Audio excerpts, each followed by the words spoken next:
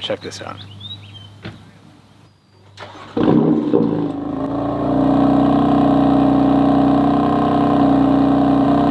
Love the way that thing sounds.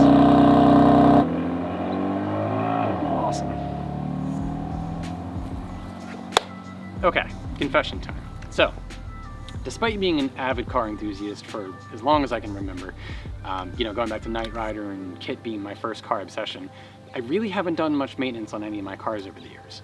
My first few cars were beaters that we just took to the shop anyway, but even the first car I really loved, my first muscle car, a 95 Firebird Formula, I could drive that thing like a champ, but when it came to doing any kind of work on it, I just felt that was always something best left to the shop, And I'm not really sure where that comes from because I'm reasonably mechanically inclined. I'm pretty good at taking things apart and putting them back together again, but cars, I always just felt like that was a different animal, So prior to the M3, I spent the last 10 years leasing, and with those, the maintenance was included in the lease for one, so it sort of just made sense to take them to the dealership, but even then, I just wasn't that interested in doing the work. In that case, mainly because, for one, the cars were leased, so it felt like they were rented, they weren't really mine.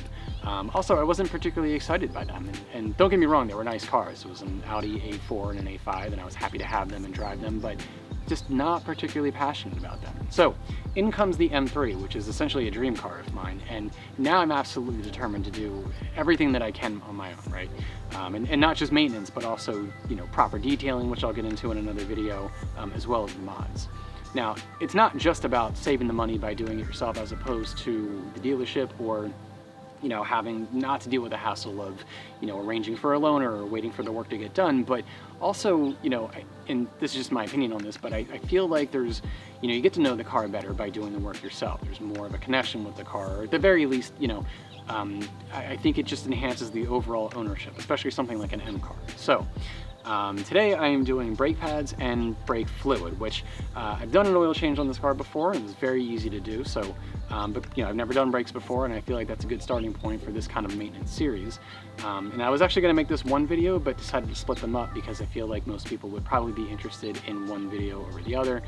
But I am going to post them at the same time. So if you're seeing this, the brake fluid video is also up if you'd like to check that out. Now, this is not a DIY how-to video because I think it would be a little disingenuous to show you how to do something that I've never done before, right? Even though that may have been the case with GTS taillights or side markers, but I feel like mods are a little different than maintenance. But instead, this is more like a ride-along. So just watching somebody go through this for the first time, and I think the target audience here is maybe somebody who is like I was, where I was a little apprehensive about doing my own work, and I think this should be an easy job, at least from what I've seen, it seems pretty easy, but worst case scenario, I hit a snag or run into something that I think would be noteworthy to somebody else doing this for the first time and walk through it and point that out. So, that being said, that out of the way, let's get into what you're going to need to do brake pads. Okay, so for the brake pads, I have the Ferodo Racing DS2500s. They're like a street track hybrid pad, and I don't really track my car, but they're good for light track use or anything on the street. So I figured these would be good. It really had no particular reason to go something other than OEM, and for my driving habits, I'm sure OEM would have been fine, but just wanted to try something a little different. These are pretty well reviewed. I've read around and tried to see as much as I could about feedback from other people who've used them, and they've been around for a long time. So by all accounts, these are a great brake pad. In terms of sound, like squeal or anything, apparently as long as you apply a little bit of brake grease, it'll be fine. And for dust, they don't seem to be any worse than OEM, so that's cool. Got a hammer for the caliper pins, punch tool set, which you really don't need a punch tool. I've seen some people just use like a torx bit or something like that just to be able to hammer out the caliper pin, but it does make it a little bit easier, and I didn't have one, so I figured it'd be a good excuse to buy one. I'm sure I could use it for something else later. 17 mil socket with the protective coating for the lug nuts, some brake grease, and silicone paste. I actually bought this by accident thinking that this is what I needed for the brake pads, but it actually is also good for the caliper pins when you're putting them back in. Just apply a little layer of paste. So you don't need it, but if you have it, why not? Have a little contact cleaner and steel wool to clean the caliper pins and the brackets, which again, you don't need this. I've seen some people, if they even do clean the pins, you can just use anything with a little bit of abrasiveness to clean off the dirt, like a Scotch-Brite pad or something, but I did have this, so I figured why not. And then finally, the front and rear sensors. So BMW recommends that you do change the sensors whenever you change brake pads. I've seen some people just reuse their existing ones, but I'm pretty sure I'll break these when trying to take them off, so figured it'd be best just to buy new ones. All right, so first I have to hammer out these caliper pins, and for the second one, hold down this brace bracket to get that second one out a little bit easier. So start with that.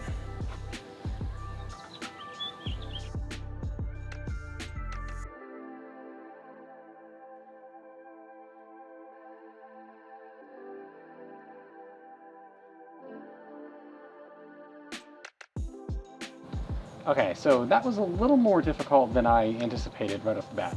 So what I thought was supposed to happen was you remove the caliper pins, this bracket falls out or just comes loose, and then you get to pull the brake pads right off.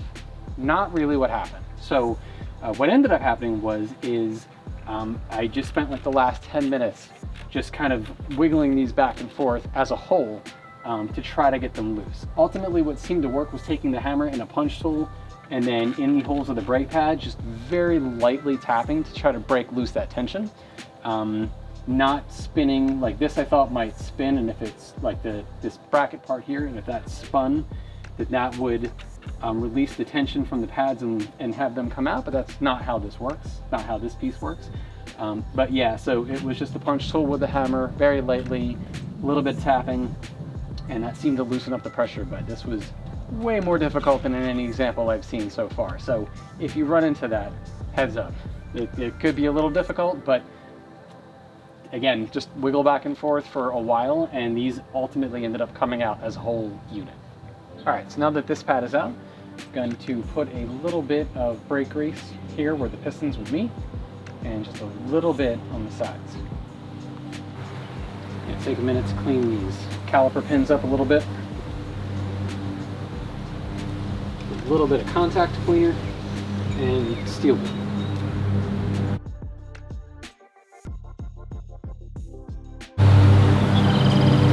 So I just went ahead and did this so I could get a feel for actually getting it done and share a couple of thoughts on the process. So one, put a little grease on the brake pads. I'll show that in the next, for the next one that I do. They slid back in pretty well once you move the pistons out. So they do sell like a piston clamp that makes moving the pistons apart much easier in order to get the new brake pads in. I don't have one, they're like 50 bucks. I kind of figured, you know, I saw like other ways to do it. Like first of all, once you loosen the brake fluid reservoir, you more or less can just use your fingers to push them out of the way, but they're very hard. So front ones are pretty easy to get, but in order to push the back pistons out in order to make room for the rear brake pad, that's kind of difficult, but it can be done. Another trick is to use the old brake pad to just kind of get it like halfway in and kind of push out to squeeze the piston out. I don't really love doing that. I'm sure it doesn't really hurt anything, but nonetheless, I don't know, it might be worth it to just buy the tool, depending on how often you have to change your brake pads, because it definitely makes getting the pistons out of the way much easier. Getting the caliper pins back in, not too bad. The top one with the bracket in place, super easy to do. Was able to tap that back in place. The second one was a little more difficult to line up, so pro tip, well, beginner tip really, it would be better to try to line the pin up and get the pin through before trying to put it behind the bracket. So let the bracket just sort of hang, get the pin through and make sure that your alignment is right. And then once it is, pull the pin back out, not like hammer it all the way in, but just pull the pin back out, then put it through with the bracket. That'll make things much easier. And then once that's in place, then tap both, you know, sides of the caliper pins again, just to make sure they're all the way in, and then we're done. So front brake is done.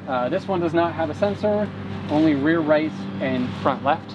So now I'm gonna do the rear right with a sensor, and we'll see how that goes. All right, so quick beginner's note. I finished up the front calipers and realized that I forgot to apply the silicone paste.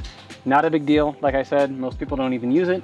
However, I knew I had it and was gonna use it for the other ones, and it would make me mental not to have done it to the front ones. So, I went to go tap the caliper pins back out to apply the paste, and found that this time when I went to go tap them out, the bracket just seamlessly fell out and everything came out much more easy than it did when I initially was taking them out. So, I'm not sure if that's because now like the brackets and the pins are all been cleaned up, or if because you know, the pistons are about at their furthest point out and there's no pressure on anything. I'm not really sure what the case is, but if yours, like mine, were much more difficult to get out, again, just wiggle them back and forth for a while and eventually they will come out, but it was not easy the first time around.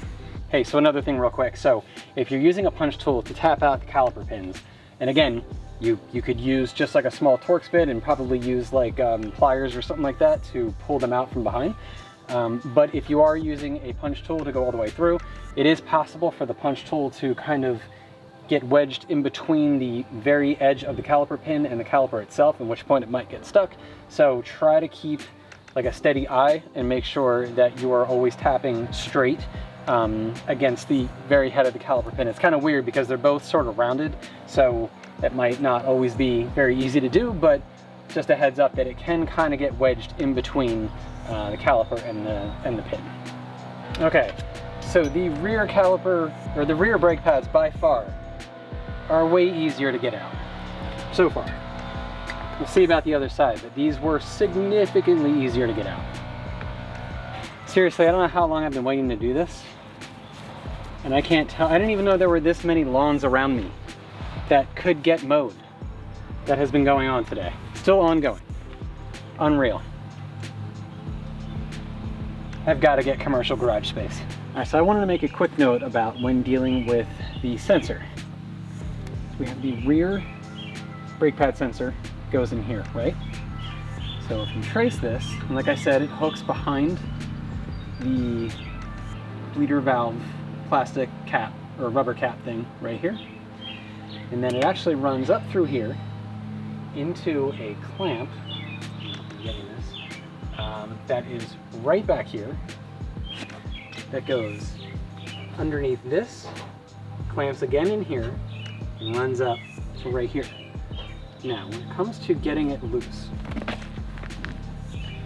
just wanted to note real quick, both of these clamps are exactly the same. And so what you have to do is, there's, it kind of, I don't know if you can see that, but you kind of push the end off and then the bottom falls out. And so there's this, and then this is clamped in here. And then from there, it runs up to the other one up here, and then finally out to the brake pad. So for both of them, the one in here is a little harder to get to, but for this one, you just push this off to the side, this falls down, pull that out, and then there's a little plastic part here that I removed. It's only a 10 millimeter bolt that you can get out. Just makes it a little bit easier. And then finally, you just kind of undo these two little plastic flaps, and this is where it ends up. So from there, we'll just pull this out and then put the new one in. And one more thing, when it comes to getting this out, so this is secured up inside this plastic housing. This little piece right here clips it into place. So if you just get a little flathead screwdriver, get underneath of that, then this will come right out. Okay, so the brake pad sensor is rerouted. Wasn't that bad, but not the most fun thing. So now let's clean up the caliper pins and the brace. Pretty dirty, so let's clean this up a little bit. So I don't know if you can see it, but that alone, crazy difference. Pretty cool. All right, so now that everything is all cleaned up, I'm gonna go ahead and get the new pads in. But first, gotta make sure the pistons are all the way out. Okay, another newbie note, we'll say. Have to be careful when you are trying to angle the pistons so that you can get the new brake pads in, because if you push this piston all the way this way, this one comes in. So you'll constantly be fighting back and forth. Have to find a middle ground on both sides. So, FYI. Okay, so got a little brake grease right here where the piston meets, and then just a little bit on the sides. There we go. It was a bit of a tight squeeze, but it got in there. Okay, so another newbie tip. So when you're putting the brake pad sensor back on, right, the flat part of the sensor lines up with the metal part of the brake pad. So where you put the brake grease on is where the flat part of the sensor slides into. You might need like pliers or something to kind of just be really careful with them, but you might need pliers just to sort of help push it in a little bit. But that is how it lines up. Also, heads up with the rear calipers is that I noticed that the caliper pin sticks out a little bit further than in the front. So when you are tapping them out, Be really careful that your whatever you're using to punch it through doesn't slip, because if it does, you will probably scratch your caliper. Everything is back in. Got the sensor all hooked up. Remember to put it back behind the bleeder valve cap. So everything is good there. So let's wrap this section up. Okay, so this side is done. Gonna hop over, finish the other side, and then after that we will do a sort of a summary of the things that I thought were noteworthy, just things to look out for your first time doing this. Cool? All right, so got everything put back together and torqued down. So now I am out attempting to bed the brakes. It's like 8 o'clock at night, and there's not traffic, but enough cars where this is gonna make this difficult. If you're not familiar with that process, it's where you, right after you install your brake pads, you go out, get up to about somewhere between 35 and 50 miles an hour, and then hard brake down to like 10 or 15 miles an hour. And you just do that a bunch of times to get the brake pads seated and worn in. Not supposed to come to a complete dead stop, because then it's just new brake pad crap all over your rotors. But, you know, 40, 50 miles an hour, hard brake down to 10 or 15 a couple of times should be good enough. The trick is finding an area where I can do that without, you know, getting rear-ended. So maybe I'll have luck on the back roads.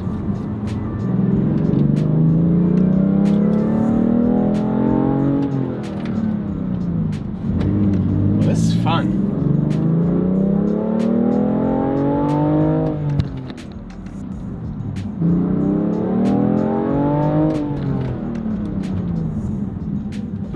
Actually, it's making me dizzy. It's so much fun.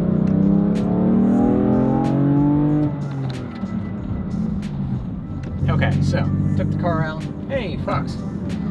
All right, so took the car out, did about 8 or 9, speed up and relatively hard brake.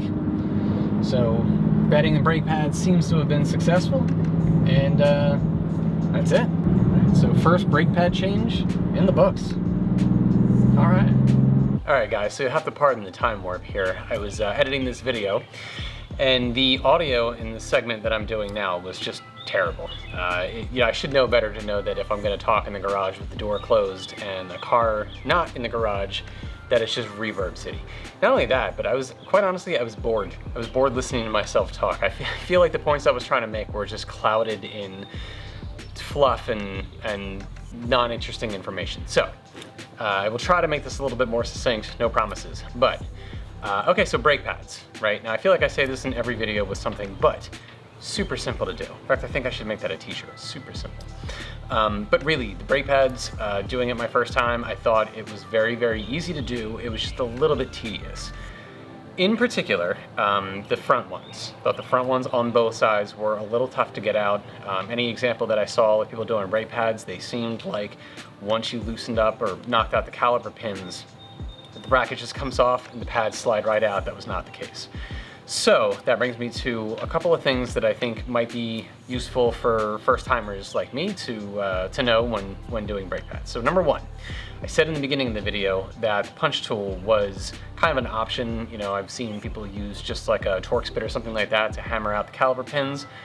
Changed my mind. I actually think that the punch tool was like the hero tool of the day. So not just for tapping out the caliper pins, because it makes it easier, but specifically also because the front brake pads were so difficult to get out, just wiggling them or trying to shimmy them back and forth alone, I felt like was never gonna happen. I'd probably still be there trying to get them out if it weren't for using this or something like it to just lightly tap to try to loosen up the brake pads. So highly recommend using a punch tool, if anything as an assist if you have stubborn brake pads. That also leads me to number two. So be very careful when using a punch tool or any other kind of tool around your very delicately painted calipers. I now have a scratch on my front passenger side caliper. You can't see it past the wheel. It's small, but I know it's there, which means I'm probably gonna have to touch it up. But when I was trying to tap out the caliper pin, it is possible, because this is kind of rounded and the caliper pin is kind of rounded, you can tap and kind of get it wedged in between the pin and inside the caliper. And when that happened, I was trying to remove it. I accidentally scratched just a little bit on the outside. And so Again, very easy to scratch calipers, so when using this, be very careful, or any other metal piece around your calipers. Number 3, piston clamps. So again, I said that it was something that would be nice to have, not necessary, but man, they would be very cool to have. But even with the brake fluid cap from the reservoir loose, which should loosen up the pressure to the pistons, they were still very difficult to maneuver, particularly in the front. I felt like the front side ones were easy to push out of your way, but the back ones were kind of difficult. Like I said, you can use your old brake pad to kind of angle it in there and push them back. Sometimes I use that, or like a flat wrench to sort of angle them back. But the clamp would have been helpful. Also to note about the rear calipers is that it feels like you have to have the pistons set up in just the right distance, the front and back ones, in order to get the new brake pads in. I feel like the front ones are a little bit more forgiving, but the back ones, it feels like, man, you gotta be like ultra precise. So just a heads up about that. Okay, number 4, the sensor housing for the brake pad sensor. The back one was a little tougher to root than the front one just because of how the clasp is on the one side in the back. But in both cases, just be careful with the little plastic thing that you have to loosen up to pull the terminal end out. That is a very delicate plastic piece. I broke the one for my front sensor. It doesn't really matter because inside the housing, it's clamped really tightly together. So even if you break it, it's no danger of coming loose. But if it annoys you to break little plastic things, just a heads up about that. And the last thing is a set of mechanics gloves. Way more helpful than rubber gloves if you're trying to loosen up a really stubborn set of brake pads. Okay, well, I think that is about it. I think that's everything I wanted to mention to any other potential first timers doing this. But double check the description or pin a comment if I leave one, because anything I forget to say on camera, if I think about it while editing or even later on, I will add it there. And also, as usual, any products or tools that I used, I will link in the description below. Okay, so now I'm gonna go talk about the brake fluid. Mistakes were made, but it all worked out well. So I'll see you over there. Thanks for watching. Then finally, mechanics gloves. I found them to be way more helpful than plastic gloves in terms of trying to loosen up. What the? You guys, I'm trying to finish this last point. I don't know if you can hear this. There's a, whatever that is. I don't know if that's even coming through on camera, but man, it is distracting. How am I supposed to chip with this going on, Doug? And the last thing is mechanics.